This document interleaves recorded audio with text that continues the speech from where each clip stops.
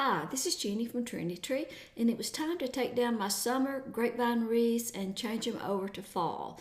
Now, when I do decorating for myself like this, I like to repurpose things. So I have used these grapevine wreaths numerous months.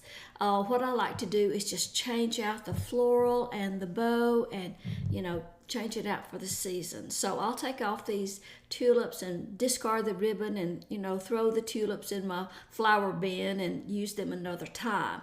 So the pieces that I'm going to use have all been repurposed. They are pieces that were left over. I think the only thing new that I added for my fall floral was a bundle of bittersweet, but I just pulled all these things out of my stash and I'm going to put together a little bouquet. Now, what I like to do for my decorating purposes is make a small bouquet and put a bow on it and then attach the whole thing to the wreath.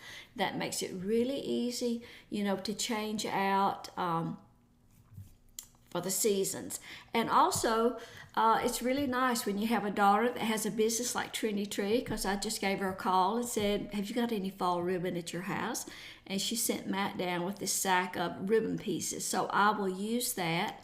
And I took off some bows of some last year's fall pieces and just pressed some of the longer strips of ribbon. Now, this is ribbon that's not in stock any longer, but I just pressed it with a low heat on my iron, and I'll use that in these fall bows for these wreaths. I have to have two wreaths that are close to just alike to go on my double doors, so I'll use some of that ribbon with the other ribbon pieces. I'll give you some examples that you can use, some similar products that are in stock on Trendy Tree. We've got lots and lots of fall bushes. So the main thing that I do is take the largest piece and I use that kind of as the basis, and which that would be that one with that piece on the left. And then the bittersweet, I just took a few pieces of that off that bush and just put that bittersweet branch to the back and just added in a couple of more pieces.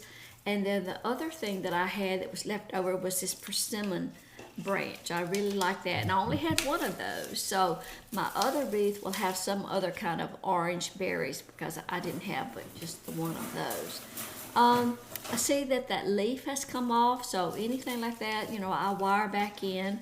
And this fall bush, I think we do still have some of that. I cut a couple of pieces to use just to, give it a little extra fullness, and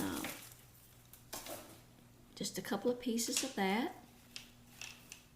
Now, I don't use hot glue when I'm making something for myself because this is how I'll put it together so that I can take it off easily. If you've ever tried to remove something that you've hot glued on a grapevine wreath, you can just give it up. I had to throw one away the other day.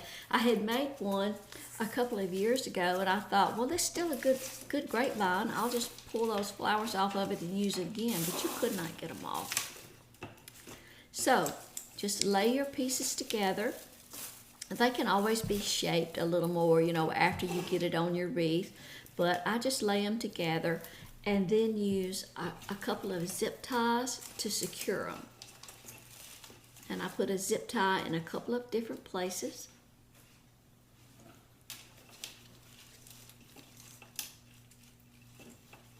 And of course you could use floral wire, you could use chenille stems, but zip ties hold more securely, I think. So just put a couple of those on. And of course it may only take one, it just depends on what kind of flower bundle you're making. And trim off those tips with wire cutters. You don't want to use your scissors for that. It'll make them dull really quick.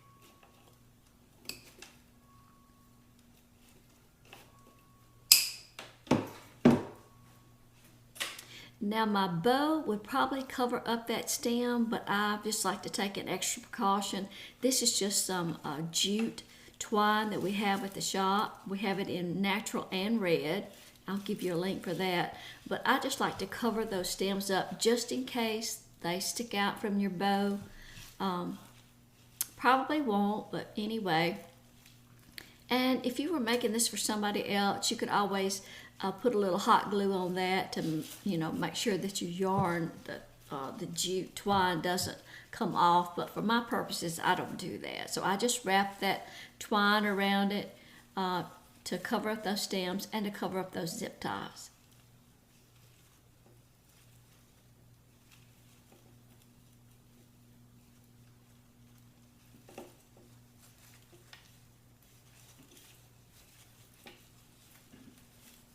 And you can see I've got that longer piece of twine laying at the top. You start out with a long piece laid at the top, and then start at the bottom of your bundle and wrap up. And then that way, when you get to your finishing point, then you can cut it loose and tie it together.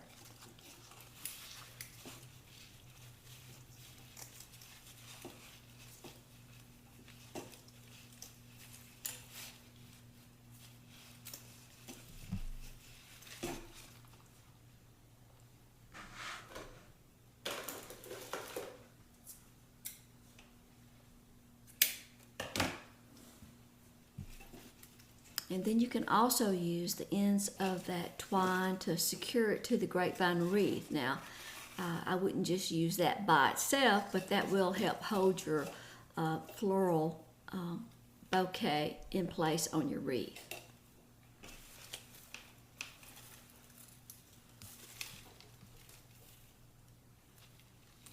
Next, I wanted to make a bow to go on the floral bundle, and I'm going to use the Easy Bow Maker. Of course, you could just make a freehand bow, or you can use the Pro Bow. There's Bow-Dabra. I have all of those, and sometimes I just use one. The next time I use a different one. But I'm using this scrap ribbon, and like I say, I'll give you some links to some similar ribbons that we have on Trendy Tree.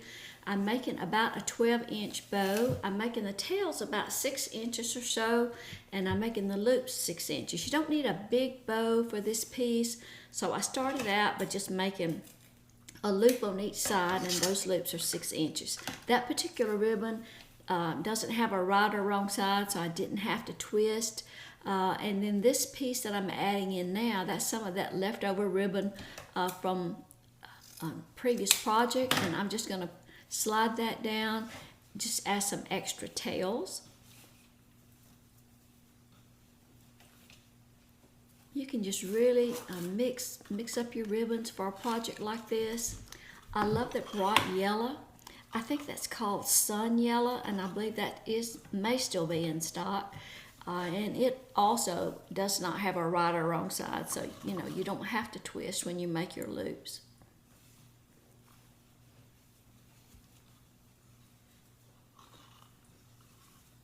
So I just did 2 loops of that, and I kept those at 6 inches also. I didn't realize my bow maker was so out of the viewfinder. I'm sorry about that. I tried to position the camera over my table so you can see it, but it's hard to get it just right. These are all 2.5-inch ribbons. They're all wired, and I'm just making another set of loops with the black and white check, and it does have a right and wrong side, so you have to twist to get your right side up.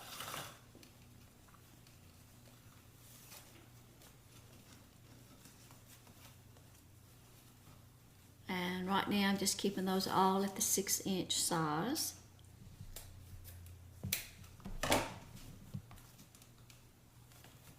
I am not the best bow maker, and I certainly don't make a really good freehand bow. I can sometimes, but for me it's just easier to use either the Easy Bow Maker or the Bow-Dabra or the Pro Bow. I like using the Pro Bow for the Terry bow. If you've ever seen any of Terry Marshall Mill and Deal Designs, she created a Terry bow using the Pro Bow, and it's just a fantastic bow. This is a printed plaid ribbon. I think it was the only new ribbon roll that I opened but it's 2.5 inches and there's 10 yards on a roll, and I believe it is in stock, but it's kind of a fern green and an orange. And on this one, I made 2 loops at the 6 inches, and then I made just a little short loop, a third loop, which was only just a couple of inches, and that little short loop will be used to cover up the mechanics on the bow. You can see it there. And then you just ease that stack of bows, stack it down, press it down tight as you can, ease it up off the board, hold on to it, and it has popped loose from time to time. Take a zip tie and go right over where the center of the bow is, bring it around to the back and secure it. Now here again, you can use floral wire or a chenille stem, but I like to use a zip tie. But before you pull it completely tight, you want to slide a chenille stem under the zip tie so that you'll have something to secure your bow to the bundle. So pull the zip tie tight, snip off that end, and then just fluff your bow out. Of course, you take that last little short center loop and kind of pull it over to cover up the zip tie. And then just fluff out your bow. Get your tails all coming to the front. Pull all your loops out so you can see all your different patterns. It doesn't matter if your tails are not all the same length. Now, it just all depends. It depends on your preference. You might like to have longer tails, and you want them all the same. It does, it's whatever you want.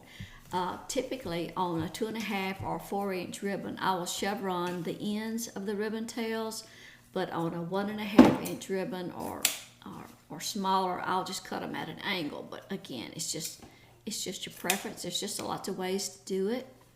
And sometimes, depending on the ribbon I have, I may roll up the edges of the ribbon. Rachel usually just leaves hers square across. So it's just, all a matter of preference. Sometimes you really can't tell till you get your wreath hung on the door how you need to trim your ribbons. So sometimes I'll leave it till I actually hang it on the door.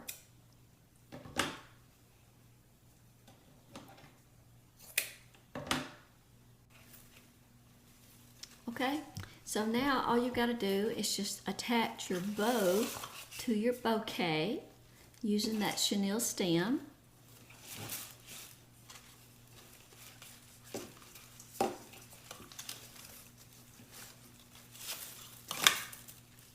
So I just flipped it over and secured the chenille stem.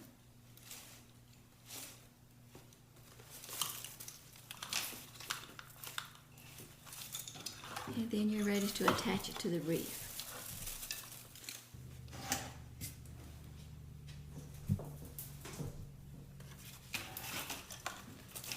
So just position, I'm going to be using 2 wreaths, so I put this bouquet on the right side of this wreath, and then on the other one I put it on the left side. I just flipped it over. I used that jute string and secured it with that, just tied it in a knot. And like I say, this is for my purposes. If you were going to make something to sell like this, you'd want to use something probably a little more secure than that. But for my purposes, this will be just fine.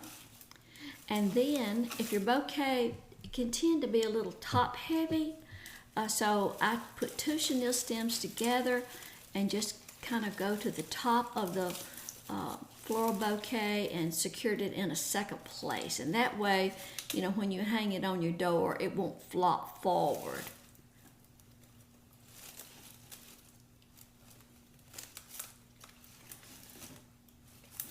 And again, you could use floral wire for this. And then you're ready to kind of do the final fluffing.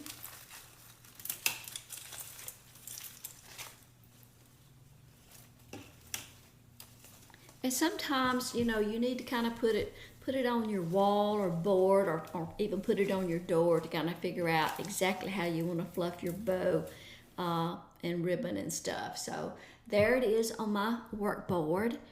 And here it is on my side door. So my two wreaths are not exactly alike because the berries are different in one, but the bows are the same, and they don't have to be exactly alike, but they kind of match, and I'm glad to have them on my door. Thanks for watching. Don't forget to subscribe, and we hope you'll share our video with your friends. Visit the Trendy Tree blog. I'll give you some links on some products that you can use to make a similar wreath. Okay? Thanks for watching. We'll see you again next time. Bye-bye.